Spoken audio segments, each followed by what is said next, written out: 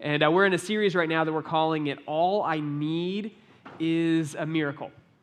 And what we're doing in this series is we're looking at John's gospel. Specifically, we're looking at the 7 miracles that John puts in his gospel to help us know who Jesus is, in the hopes that as we study these miracles, we can better understand the person of Jesus, and really, which is our goal, is that we would know him better. And so we've looked at several miracles. I believe this is week 5 or 6 at this point. And last week we looked at one. Pastor Ryan preached an incredible message about feeding the 5,000. He talked about how Jesus fed 5,000 men plus women and children with essentially like a Triscuit and some pickled fish. And then he said some stuff that offended me. I don't know if you guys picked up on that, but like he said he didn't like Triscuits. Now hear me. Triscuits are not wheat thins, I know, but they're not bad, is what I'm saying. Like, I don't understand why he had to say the things about Triscuits that he did, and he's not in here right now, I don't think. And so I just think Pastor Appreciation's right around the corner. And if we could all just, I don't know, maybe buy him a box, just to educate him on snack crackers, that'd be good. And then he said this thing that really bothered me too, and maybe it's just because I'm really petty, but he took a shot at the McDonald's Filet-O-Fish sandwich. Did you guys hear that? Yeah. And I don't know why that bothered me. I don't order that when I go to McDonald's, but I thought, really, like, it's a decent sandwich with the tartar sauce on it, you know, and when I'm doing meatless Fridays, I eat that because I'm just kidding. But I'm just saying, like, it's something that I was like, man, I don't know. So I just think if we could all agree, let's buy him a box of Triscuits and some Filet-O-Fish, and get like everyone else like real gifts, but just get those for Ryan, and he'll be okay.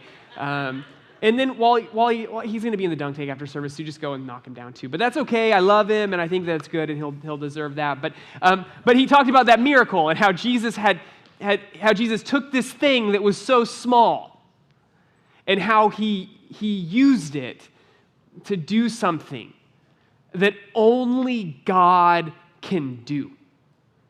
And what I find so interesting is that John and Matthew, what they do is they put the miracle of feeding the 5,000 with the miracle that we're going to look at this morning, which is Jesus walking on water. And what a lot of commentators think is happening there is that the authors are putting these together so that we can see beyond the shadow of a doubt what Jesus is capable of. That these miracles are things that only God can do. That these are things that can't be explained away, but can really only be explained as, man, that was supernatural. That had to be from the hand of God. But the trick is, especially with the idea of Jesus walking on water, okay, is that this is a text, this is an idea, this is a story that we're familiar with, right? Like if Family Feud did a Jesus survey, somewhere on the survey would be walking on water.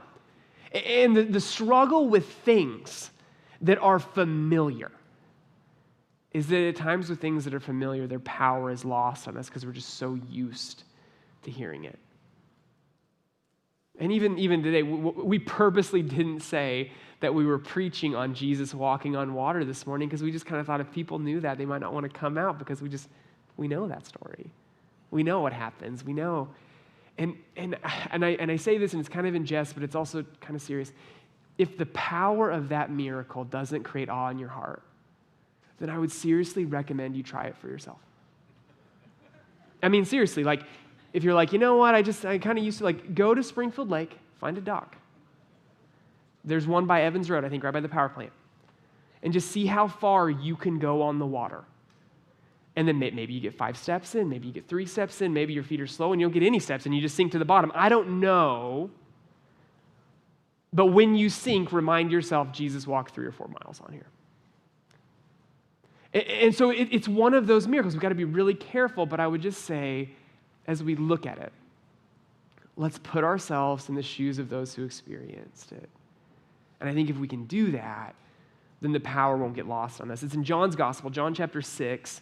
And John only uses 5 verses to explain it, but they're still really good. John chapter 6, verse 16, it says this. And this is right after Jesus fed the 5,000 people, 5 loaves and 2 fish. It says this, when evening came, his disciples went down to the sea, got into a boat, and started across the sea to Capernaum. It was now dark, and Jesus had not yet come to him. The sea became rough because a strong wind was blowing. And when they'd rowed about 3 or 4 miles, they saw Jesus walking on the sea, coming near to the boat, and they were frightened. But he said to them, "It is I, don't be afraid." Then they were glad to take him into the boat, and immediately the boat was at the land to which they were going. Now, these miracles, John uses them for a reason. That he says at the end of his book, he's like, I didn't tell every story about Jesus. If I told every story about Jesus, there wouldn't be enough books to cover every story about Jesus, but I picked the ones that I picked with a purpose. And we see that in John chapter 20. Let me read it to you, that this is written. These are written.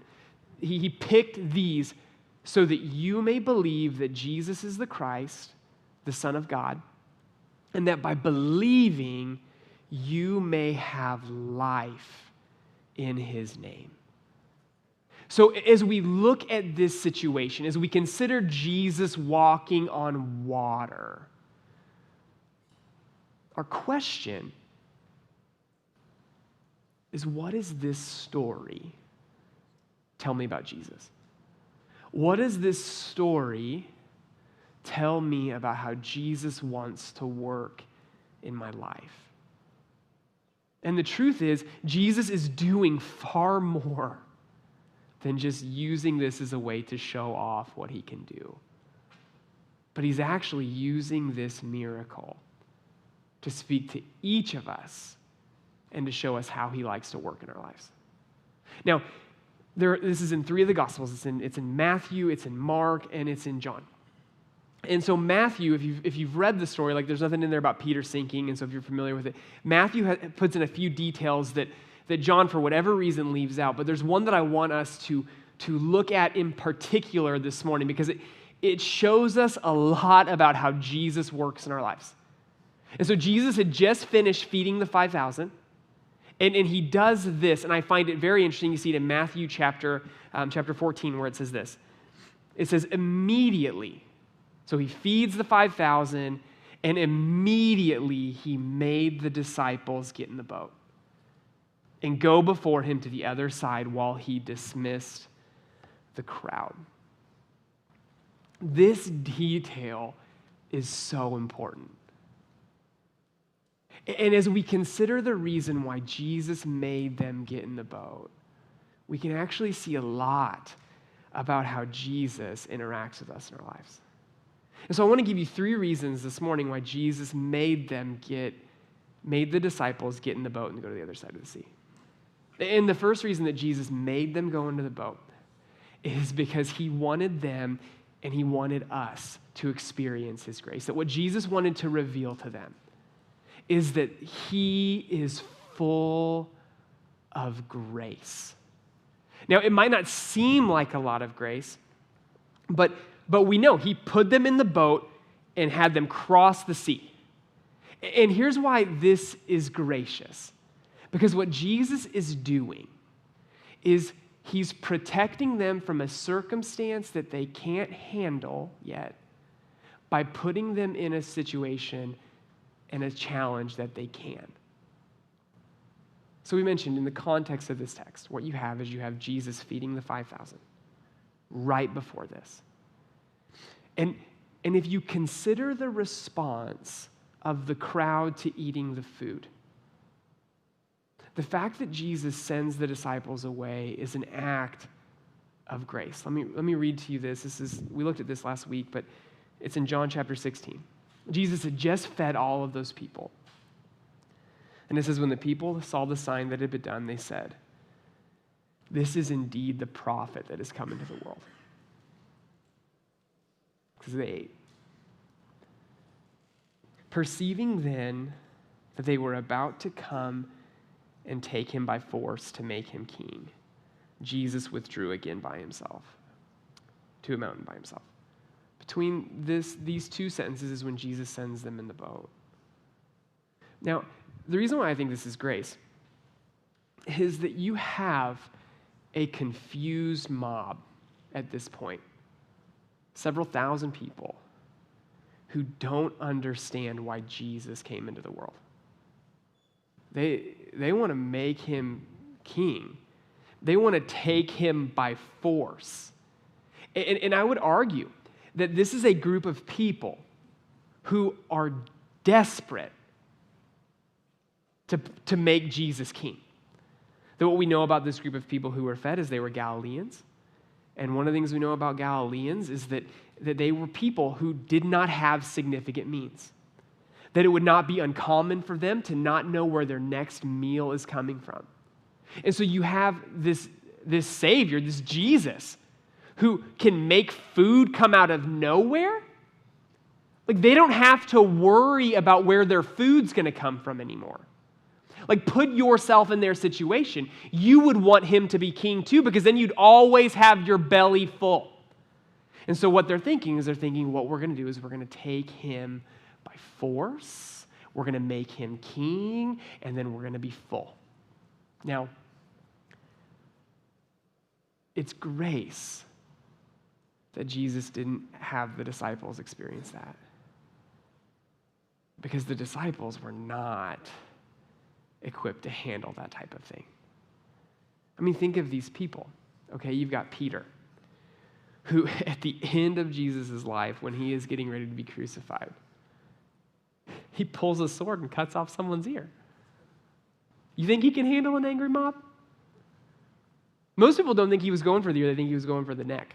So, I mean, this is a guy who, I mean, you put an angry, like, that's a thing. And then you're like, well, that's Peter, but there were other ones. Yeah, there were other ones. And James and John, their nickname was the Sons of Thunder.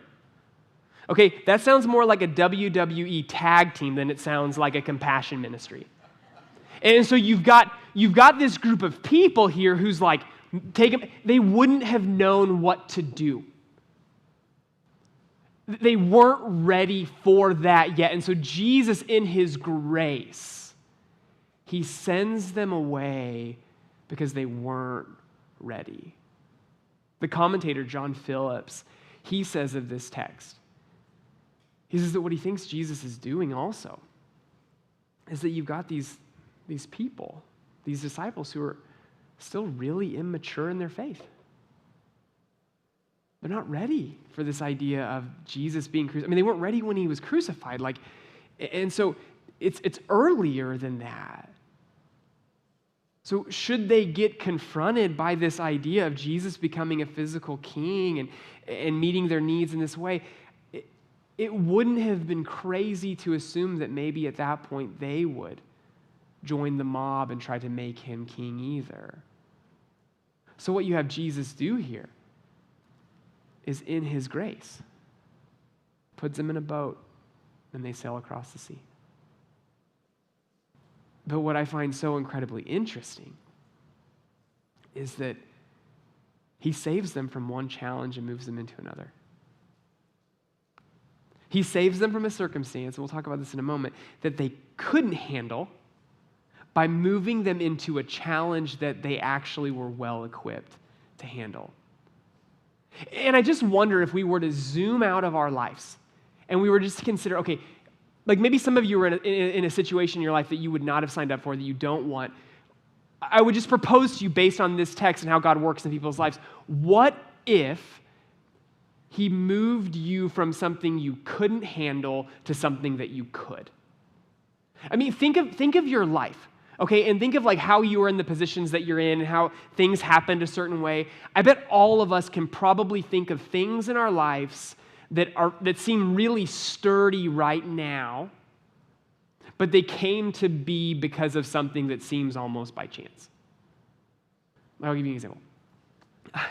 My relationship with my wife started with a prank phone call in 7th grade. Like, that's crazy. Like, I will lay in bed at night sometimes and think, I'm so glad that I had that directory, because that school directory that had Joanna Hicks's phone number in it resulted in, like, that phone call where I said something, I don't even remember what I said, resulted in, I don't know how many years later it was, with us being married. Like, I bet some of you can probably think of circumstances where you're like, man, I'm so glad that I had that phone call. I'm so glad that I had that conversation. Man, I'm so glad that traffic was bad that day, because if it wouldn't have been, I wouldn't have been put in the spot that I was. I bet all of us can look at elements of our lives where God in His grace directs our steps. And as we look at it and as we think about it, it feels flimsy. It feels fragile. But really, in that moment, what you have is you have God orchestrating our lives. I like the way that the psalmist says it. He says it in Psalm 37. He says this. He says, the steps of a man are established by the Lord when he delights in his way. That there are things that God is always working behind the scenes. But sometimes what He's doing behind the scenes is He's moving us from challenges that we couldn't handle, that we're not equipped to face, into challenges that we can handle, that we are equipped to face. And that's really the second thing that we see, the second reason why Jesus put them in the boat. So the first one was because it was an act of grace, because they weren't ready. And the second one was really that He wanted them to grow in their trust. And sometimes that's what Jesus does for us. He directs our steps in such a way where He moves us into something that's going to force us to trust Him, though we probably wouldn't have signed up for it on our own. And I find it particularly interesting because here's what you have Jesus doing, is He is moving the disciples from a problem they weren't equipped to handle to one that they are equipped to handle. And it was no minor problem either. I mean, look at the way that the text talks about this storm that they're sailing in, waiting for Jesus to walk on the water. You see it here in verses 17 and 18. Like, just notice the words that John uses to describe it. He says that it's dark. Here's what I can tell you about darkness.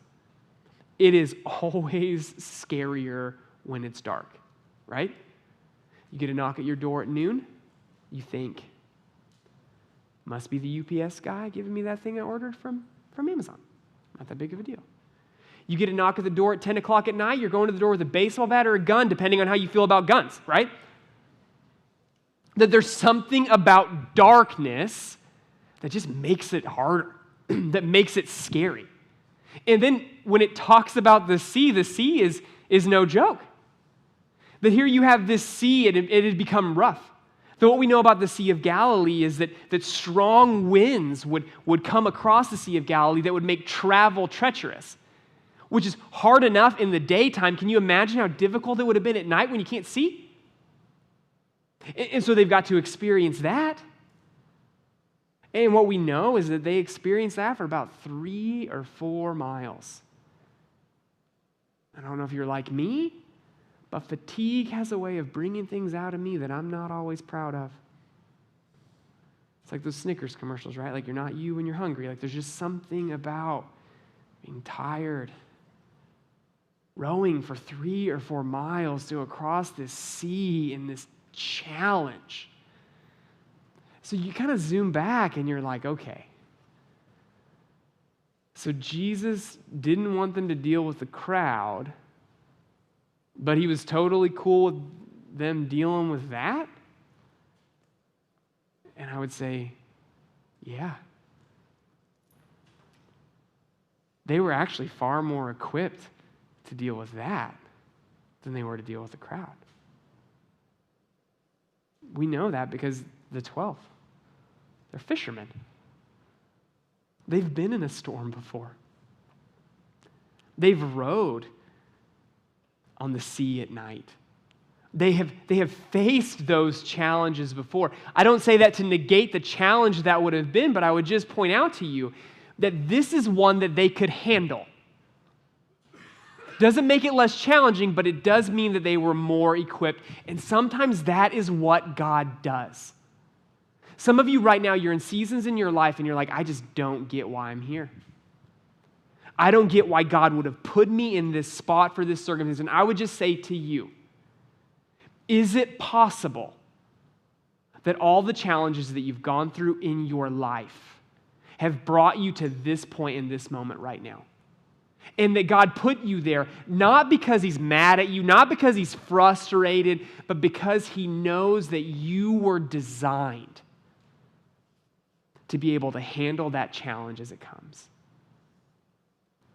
It doesn't mean that it's easy. It doesn't mean that it's what you want. I'm sure that the disciples would have much rather sailed the sea when it was calm, but they were ready for the storm. Makes me think of what Paul says to the church at Corinth in 1 Corinthians chapter 10, where he says this. He says, God is faithful, and he will not let you be tempted beyond your ability. But with the temptation, he will also provide a way of escape that you may be able to endure it. There are things that come our way. There are things that we face that we wouldn't choose. But I would just say to you, man, stay the course. Stay faith. Maybe God put you in that situation that you're in for this moment.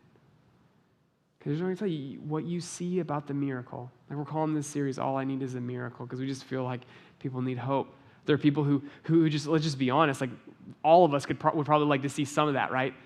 That we'd all like to see the miracle. But here's what we see, is that the miracle often comes on the other side of a challenge. And really, if the disciples, if they would have stopped rowing, if they would have decided to turn around and go back, they wouldn't have got to see Jesus do the supernatural. And for some of you, you want to give up. You're tired. You're exhausted. You don't. And I would just say, if God has put you there, if God has asked you to walk headfirst in that storm, trust him to see you through it. Because the last thing we see, the last reason why we see Jesus put them in the boat, is because Jesus wanted them to be part of the supernatural. And the same is true for us, is that Jesus wants us to be part of the supernatural. I mean, when you think about miracles, I mean, how often do they happen in circumstances when everything just goes according to plan? The miracle comes on the other side of things that don't go according to plan. The miracle often comes when we're at the very bottom and God in his grace lifts us up. And when you consider the two circumstances for the disciples, I mean, one of them is a far better story. Jesus could have kept them around and they could have learned how to escape a crowd, which is a valuable piece of information. Or Jesus could send them in a boat and walk to them on the sea.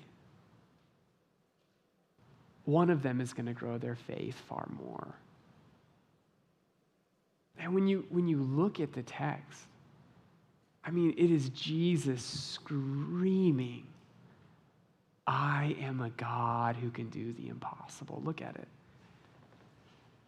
Because when they had rowed 3 or 4 miles, they saw Jesus walking on the sea and coming near the boat, and they were frightened. But Jesus said to them, it is I, do not be afraid. And then they were glad to take him into the boat, and immediately the boat was at the land to which they were going. There's a couple subtle things happening here in the text. So, like, yes, the obvious thing is that he is walking on the water. Notice how far he walked? Like, I think when we imagine this in our mind's eye, right, we kind of imagine, like, the disciples like 20 feet off of the shore, and he just kind of like jogs up and hops in. Like, that's kind of what we imagine. He went 3 or 4 miles. He ran a 5K all the way to the boat.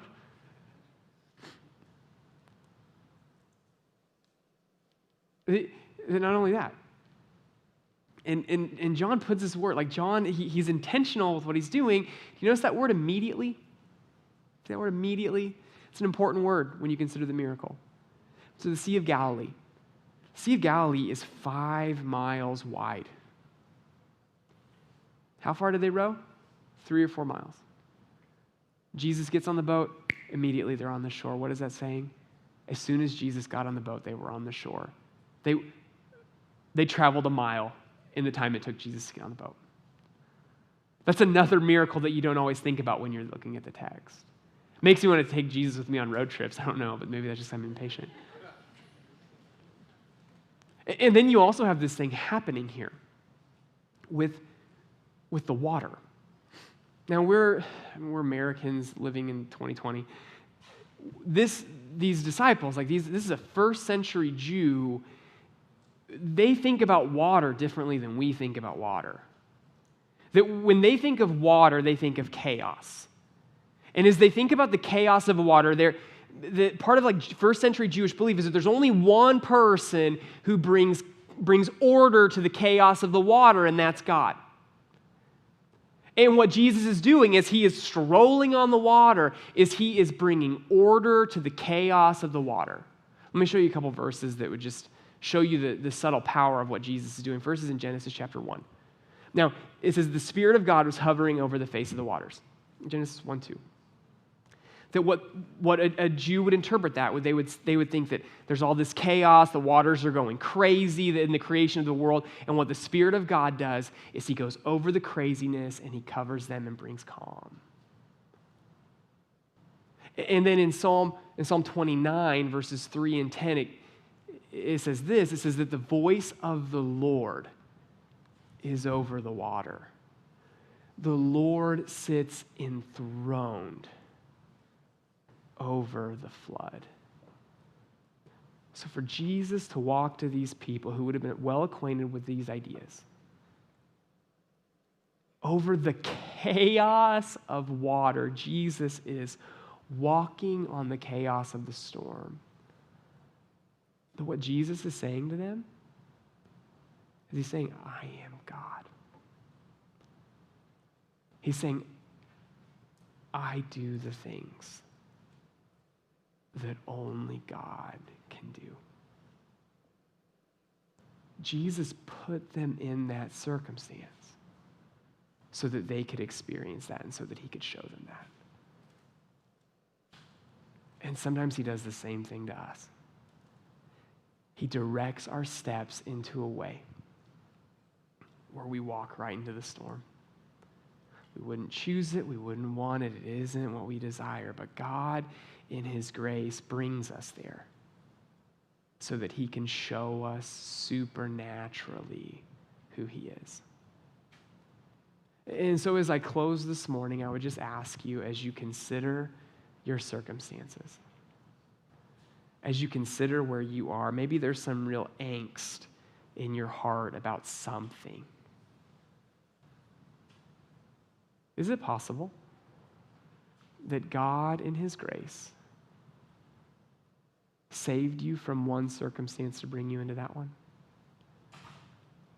Is it possible that God, in his grace, put you in the face of that storm that you're well equipped to handle, even though it is difficult? Is it possible that God, in his grace, is going to use you in the midst of a circumstance that you wouldn't have signed up for, that will result in him revealing his glory to you in a supernatural way? If that's where you are, I bet you probably feel like the disciples felt at about 3 or 4 miles in. Probably just want to give up. You know that Jesus told you to get in the boat and to sail across the sea. You know that Jesus asked you to do that thing, and you're just like, I just don't know if this is what I want to do. I just don't know if I can handle this anymore. It could be all kinds of things. Maybe for some of you, your marriage is struggling right now. You know that God put you there. You know that God is faithful. You know that God wants you to remain true and fight. But for you, you just feel like giving up. Man, to you, I would just say keep rowing. Keep fighting. Keep doing what it takes. For some of you, maybe you have a friend who's sick. And you have been praying that God would heal them. And you're at a place where you're kind of tired of praying that prayer, because it just feels like he's not healing him. It just feels like he's not going to do anything.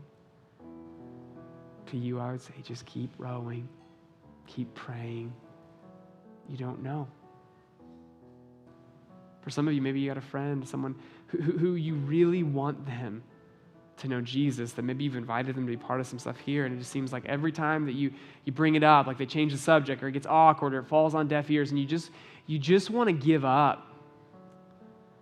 I would say just keep rowing, keep fighting. It really could be anything. It could be any circumstance in your life that when you look at it, you're like, I'm tired of trying. I'm tired of the fight. I'm tired. I'm kind of ready to give up now. If the disciples would have given up, they wouldn't have seen him walk on water. The same is true for you, that if you give up, if you stop fighting, if you stop doing that thing that you know that Jesus wants you to do, you're going to miss the opportunity to see him show up in a supernatural way. And if in your eyes it feels impossible, just let me remind you again. He walked on water. And if he walked on water, He can work in ways that are far beyond us. Sometimes we just got to trust him.